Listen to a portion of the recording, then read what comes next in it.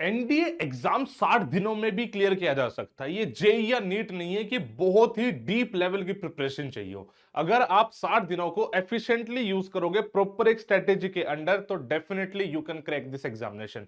आज हम इस वीडियो में यही बात करने वाले हैं कि 60 दिन अगर बचे हो तो आपको एनडीए की प्रिपरेशन में किन किन बातों का ध्यान रखना चाहिए। उसमें मैं हर एक चीज कवर कर रहा हूं, क्या पढ़ना है क्या नहीं पढ़ना है, कैसे क्वेश्चन प्रैक्टिस करनी है, कैसे रिविजन करनी है, से लेके सब कुछ। तो चलिए देखते हैं। सबसे पहली चीज तो आप एग्जामिनेशन के किसी भी स्टेज में हो, आपको एग्जामिनेशन पैटर्न जरूर पता होना चाहिए। पैटर्न सिर्फ और सिर्फ ये घंटे और मार्क्स नहीं है, बल्कि इसके अंदर बहुत कुछ है। सबसे पहले ये चीज जान लीजिए, आपके दो एग्जाम होंगे। Paper one is mathematics, paper two is GAT. दोनों ही आपके 2.5-2.5 घंटे के होंगे। मैथमेटिक्स आपका 300 मार्क्स का आएगा, जीएटी आपका 600 मार्क्स का आएगा। आप ये देख रहे हो कि जीएटी की वेटेज डबल है, लेकिन जब मैं आपको अभी टाइम अलोकेट कर रहा हूँ तो आपको समझ में आएगा कि इतनी वेटेज होने के बावजूद भी इतने कम टाइम में जीएटी करने को सर क्यों कह रहे हैं। देखिए, बात को समझने की कोशिश कीजिए। जो मैथमेटिक्स है ना, ये मेजोरिटी, मतलब मैं ये अपने एक्सपीरियंस से बता रहा हूं, 6 साल से मैं इंडिया स्टूडेंट्स को गाइड कर रहा हूं। मेजोरिटी बच्चों की दिक्कत जो है मैथमेटिक्स आती है, जबकि सिर्फ और सिर्फ 75 मार्क्स ही मैथमेटिक्स में चाहिए मिनिमम। आपको चलो कट ऑफ भी बता दूं, आपको मिनिमम 75 मार्क्स, मिनिमम 150 मार्क्स, ये हो गया 25% मार्क्स। ये नॉर्मली यही रहती है सेक्शनल कट ऑफ, जिसको हम बोलते हैं। थोड़ी बहुत वेरी कर जाती है, कभी 20% भी गई है, कभी 30% भी गई है, बट नॉर्मली 25% मान के चलो कि आपको मिनिमम इतने मार्क्स लाने पड़ेंगे। और इन दोनों सब्जेक्ट से मिला के एटलीस्ट आपको 350 नंबर लाने पड़ेंगे, तो जब जाके आपका रिटर्न क्लियर माना जाएगा। अगर मुझसे पूछो तो 350 मार्क्स का टारगेट नहीं करना चाहिए, आपको at least 400, but I would recommend 450 number का टारगेट लेना चाहिए। बिकॉज जिस हिसाब से एनडीए का क्रेज बढ़ रहा है भाई साहब, कंपटीशन बढ़ रहा है, मेरिट आउट होने के चांसेस बढ़ रहे हैं। तो सबसे पहले तो ये चीज आपको पता होनी चाहिए। अब उसमें मैथमेटिक्स जो रोड़ा बनती है, उसका रीजन ये है कि भाई साहब इसमें 11th एंड 12th की मैथमेटिक्स आती है। पूरे इंडिया में अगर कोई भी कॉम्पिटिटिव एग्जाम होता है तो सबसे ज्यादा डिफिकल्ट मैथमेटिक्स इसी पेपर की आती है। अगर आप गवर्नमेंट एग्जाम कैटेगरी की बात कर रहे हो, मैं जेई की बात नहीं कर रहा हूं, वो तो एक एंट्रेंस एग्जाम है कॉलेज में जाने के लिए। मैं गवर्नमेंट एग्जाम कैटेगरी की बात कर रहा हूं, सबसे डिफिकल्ट मैथमेटिक्स यहीं की आती है, because class 11th 12th based है। बट डिफिकल्ट किस सेंस में है सर? डिफिकल्ट सिर्फ कंपैरिजन है। एक्चुअली में क्लास 11th एंड 12th की जो एनसीईआरटी है वही इसका सिलेबस है, और उसी के बेस पे सब कुछ जज किया जाता है। इसमें बस एनसीईआरटी से थोड़ा सा ऊपर उठना है। मैं ये नहीं कह रहा कि जेई पढ़ना है, नहीं, जेई से नीचे एनसीईआरटी से ऊपर वही आपका एनडीए का सिलेबस है। इसमें भी आगे किस तरीके से करना है बताता हूं। जनरल एबिलिटी में आपके 3 सेक्शन आएंगे, जो कि होगा इंग्लिश, एक होगा साइंस, एक होगा जीके, राइट। और ये तीनों मिला के 50-50-50 क्वेश्चन, टोटल 150 क्वेश्चन, एक क्वेश्चन 4 नंबर का, और 600 नंबर आपको मिल रहे होंगे।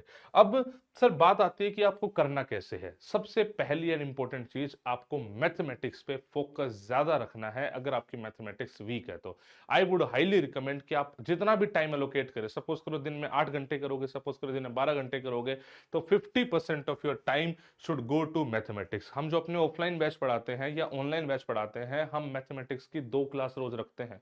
आप समझ रहे हो भाई, टोटल 5 क्लास होंगी है, जिसमें से 2 क्लास हमारी मैथमेटिक्स की होती है।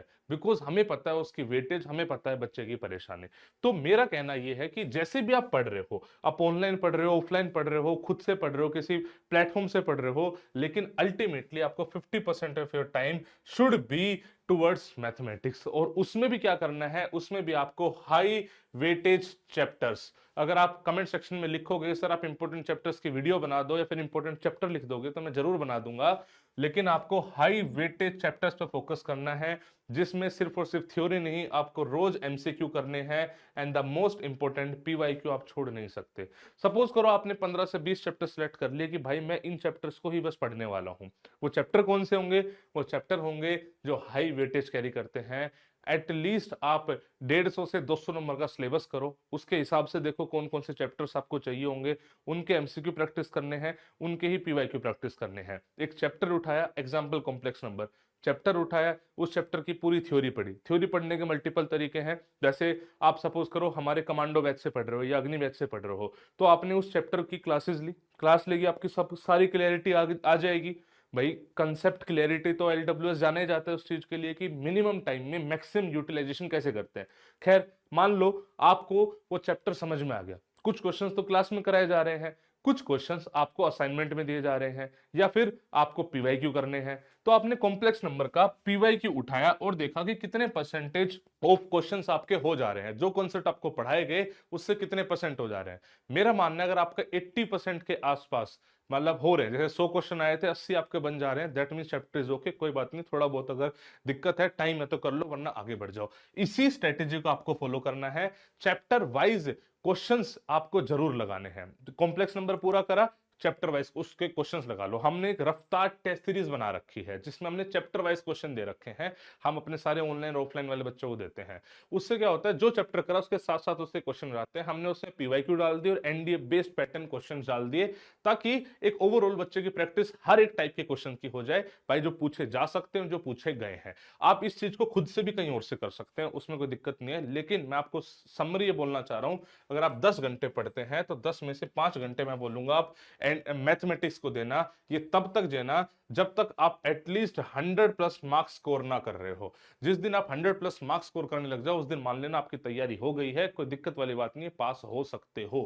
क्योंकि अगर आप 75 की सोचोगे तो भाई साहब पेपर के टाइम पे 75 मार्क्स सोचोगे तो 60 ही आएंगे, सिंपल एंड सॉर्टेड है।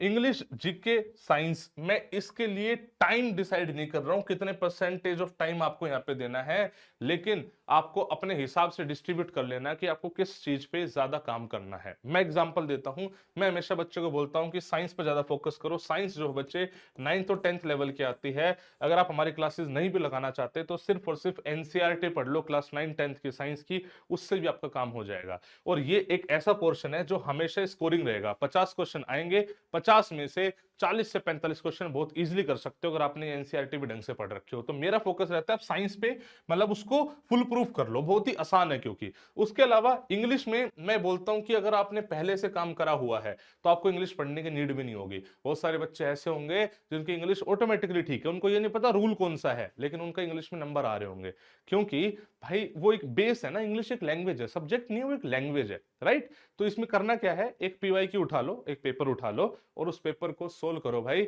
और देखो क्या आपके 50 में से 35 क्वेश्चन ठीक हो रहे हैं। अगर आपका स्कोर इससे कम आ रहा है तो आपको इंग्लिश पढ़नी चाहिए, जिसमें वोकैब एक अलग सेक्शन होगा और ग्रामर अलग सेक्शन होगा। अब उसको पढ़ने के अलग अलग तरीके हो सकते हैं, आप कोर्सेज से पढ़ सकते हैं, किताब से पढ़ सकते हैं। इंग्लिश में ऐसा कोई दिक्कत वाली बात नहीं है, बट हमारे जो अमित सर रशी मैम है बहुत ही वेल डिफाइंड पढ़ाते हैं, आप चाहो तो वहां से भी देख सकते हैं, कहीं और से भी देख सकते हैं। जीके सबसे ज्यादा इंटरेस्टिंग लगता है बट सबसे ज्यादा टाइम कंज्यूमिंग सब्जेक्ट है। इसमें मेरी प्रायोरिटी रहती है कि आप सबसे पहले ज्योग्राफी को करो, उसके बाद करंट अफेयर्स करो, फिर हिस्ट्री पॉलिटी करो। इकोनॉमिक्स की सिर्फ और सिर्फ एक ही चैप्टर पढ़ना है, 5 ईयर प्लान, उसके अलावा पढ़ना नहीं है। अब आपको इसी प्रायोरिटी में पढ़ना है जितना आपके पास टाइम है। ज्योग्राफी एटलीस्ट करनी है, करंट अफेयर्स एटलीस्ट करने हैं, इतना तो करना ही करना है। अब आते हैं करंट अफेयर्स कैसे करें सर। करंट अफेयर्स का मेरा ऐसा मानना है कि लास्ट 6 मंथ्स के पढ़ने हैं, पूछ तो वो 1 साल पहले के भी सकता है, बट आपको लास्ट 6 मंथ्स के पढ़ने हैं। अब उसके लिए मैं लास्ट में वीडियो बनाता हूं, बस वही इनफ है, ज्यादा इससे ज्यादा करने की नीड नहीं है, राइट। तो ये हो गया, ये सिर्फ इतना ही नहीं है, ये तो मैंने पढ़ने का बता दिया। इसके अलावा और क्या, आपको बच्चे वीकली टेस्ट देने हैं और उसके स्कोर को मतलब ट्रैक करना है। मैं रिकमेंड करता हूं एटलीस्ट 2 सेक्शनल टेस्ट दो बच्चे। जब तक आप 2 सेक्शनल टेस्ट नहीं दोगे, सेक्शनल टेस्ट का मतलब क्या होता है कि आप जो आपने पढ़ा है, सपोज करो आपने 3 चैप्टर पढ़े तो 3 चैप्टर का टेस्ट दे लो। समझ रहे मेरी बात को, 3 चैप्टर का टेस्ट दे लो। अब वो जैसे अगर हमारे कोर्सेज में पढ़ रहे हो तो प्रोवाइड करते रहते हैं हम, खुद से पढ़ रहे हो तो आप मतलब दोस्त यार मिलके चैप्टर का टेस्ट बनाओ और अल्टीमेटली इस चीज को पूरा करो। एक full length mock test every Sunday, ये मैं लास्ट मंथ में तो ज्यादा रिकमेंड करता हूं। अगर आपकी तैयारी ठीक ठाक है तो आपको लास्ट के 2 महीने में यानी 8 मॉक टेस्ट कर लेने चाहिए। एक वीकली परफॉर्मेंस ट्रैकर देखना है आपको, देखना है कि पिछले बार मेरे कितने मार्क्स आए थे, इस बार कितने हैं, इस बार कितने हैं। जब तक आप इस चीज को ट्रैक एनालाइज नहीं करोगे तब तक बात नहीं बनेगी। सिर्फ टेस्ट देना काफी नहीं है, टेस्ट का प्रॉपर एनालिसिस भी आपको करना है। आपको पता होना चाहिए भाई जो मेरे वीक एरिया है वो कौन से है और कॉस्ट टू बेनिफिट रेशियो कहां पे निकल के आ रही है। मेरे कहने का मतलब है किस चीज पर टाइम लगाऊं तो ज्यादा फायदा होगा। जैसे मैंने साइंस का एग्जांपल दिया, साइंस में अगर टाइम लगाओगे तो फायदा होगा, होगा ही होगा, ये फॉर श्योर है, राइट। आगे बात कर लेते हैं कि मतलब एक नोट्स वाली बात बच्चा बोल लेता है किस तरीके से करे। तो मेरा ऐसा मानना है बच्चे, आपको ना 3 रजिस्टर मेंटेन करनी चाहिए। एक तो मतलब मैथ स्पेसिफिक, मैथ्स के फॉर्मूला हो, मतलब इसको ऐसा मान लो जैसे अनुस्तर की छोटी कॉपी चलती है, मतलब formula revision very important. NDA का पेपर इतना मुश्किल नहीं है कि भाई साहब हर में कॉन्सेप्ट चाहिए, कुछ क्वेश्चन सिर्फ और सिर्फ फॉर्मूला बेस्ड भी होते हैं, तो अब उसके लिए बनाओ एक जीके वन लाइनर्स टाइप। मतलब वन लाइनर का मतलब जो जो इंपॉर्टेंट मिलता जा रहा है ना उसको लिखते रहो, मतलब हमारे नोट्स से बना सकते हो, ठीक है। इंग्लिश रूल्स एंड वोकैब के लिए अगर आप इसकी तैयारी कर रहे हो तो एक अलग से किताब बनाओ, ये मेरा मानना है, ठीक है। और जीके वन लाइनर में ही अपने आप साइंस भी ऐड कर सकते हो। वीकली रिवीजन साइकिल, जितना आपने पढ़ा है पूरे वीक में उसको रिवाइज करना ही करना है। 6 दिन पढ़ाई करो, 1 दिन रिवीजन करो, 60 दिन बचे हैं, मेरे हिसाब से कोई छुट्टी की फिलहाल गुंजाइश नहीं है। अगर जरूरत पड़े तो आधा संडे ऑफ लो और आधा संडे रिवाइज करो। अगर रिवीजन नहीं करोगे जो पढ़ रहे हो सब बर्बाद हो जाएगा। दूसरा, खुद का टेस्ट लेने के लिए थोड़ा फ्लैश कार्ड या कुछ भी जैसे रिवाइज करो, ओके ठीक है। अगर मैं ज्योग्राफी की बात करूं, अच्छा इस चैप्टर में रोक्स में क्या क्या था, ऐसा था, ये था, वो था, ऐसे खुद से रिवीजन करो, ठीक है। इसके लिए अलग अलग अलग टेक्निक होते हैं, बट अल्टीमेटली मेरे हिसाब से कर सकते हो। एक मेरा ऐसा मानना है कि जो भी आप पढ़ाई कर रहे हो साथ साथ फिजिकल रूटीन जरूर मेंटेन करो। मतलब कम से कम 30 मिनट आप वर्कआउट को दो, जिसमें रनिंग, पुशअप, सिटअप्स, इस चीज पर फोकस कर सकते हो, बिकॉज थोड़ा सा माइंड फ्रेश रहेगा तो एफिशिएंसी ज्यादा निकल के आएगी। जो बच्चे अपना स्लीप साइकिल बिगाड़ लेते हैं, मैं स्ट्रिक्टली अगेंस्ट हूँ। टाइम से सो, टाइम से उठो। पूरी रात पढ़ाई करके दिन सोना बिल्कुल भी सही बात नहीं है। मैं इस चीज में मतलब सच में पिन पॉइंट करके कह रहा हूँ, मैक्सिमम लोग यहाँ पे गलती करते हैं। उनको लगता है बहुत पढ़ रहे हैं, बहुत पढ़ रहे हैं, रात भर जग के, अरे कुछ पढ़ाई नहीं हो रही। ऐसे करोगे आपकी एफिशिएंसी ज्यादा बढ़ जाएगी। थोड़ा सा फिजिकली और मेंटली फिट रहो, बिकॉज अल्टीमेटली आपको एसएसबी भी देना है। इट्स नॉट अबाउट कि आप सिर्फ और सिर्फ रिटर्न देके खत्म हो जाएगी एनडीए की जर्नी। कुछ मिस्टेक्स मैं आपको बताना चाह रहा हूँ। आप किसी एक सब्जेक्ट को अगर जीएटी में मतलब छोड़ते हो तो ये गलती है। मेरा ऐसा मानना है सिलेबस कंप्लीट करो, और चाहे बेसिक बेसिक पढ़ो बट सारा पढ़ो। जैसे मैंने बोला ज्योग्राफी और करंट अफेयर्स पढ़ना ही पढ़ना है, वो बिल्कुल लास्ट के सिनेरियो है। अगर हो सके तो basics of history, basics of polity जरूर पढ़ना है, बिकॉज बहुत इतने सिंपल सिंपल क्वेश्चन आ जाते हैं कि फ्री के 4 नंबर आपको मिल जाएंगे। एक सब्जेक्ट पे ज्यादा दिल लगाओगे तो गड़बड़ हो जाएगी। अगर आपके पास टाइम है तो ये नहीं कि ज्योग्राफी को ही आप मास्टर करते रहो, नहीं, टाइम है तो ज्योग्राफी होगी बेसिक, हिस्ट्री पॉलिटी पे शिफ्ट हो जाओ।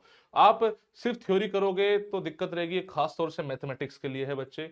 कोई रिवीजन मतलब कोई पढ़ाई लिखाई कोई फायदा नहीं है, नो रिटेंशन, खत्म हो जाएगा। और मॉक्स अगर आपने नहीं दिए, वो भी रिवीजन के साथ, तो मामला गड़बड़ है। ये मैं स्ट्रिक्टली मानता हूं बच्चे कि अगर आप अपने एफर्ट्स में कंसिस्टेंट रहोगे तो definitely you will earn the uniform. 60 दिन हो, 45 दिन हो या 30 दिन हो, अगर आप ढंग से फोकस कर दोगे तो एनडी का एग्जाम तो निकलेगा ही निकलेगा।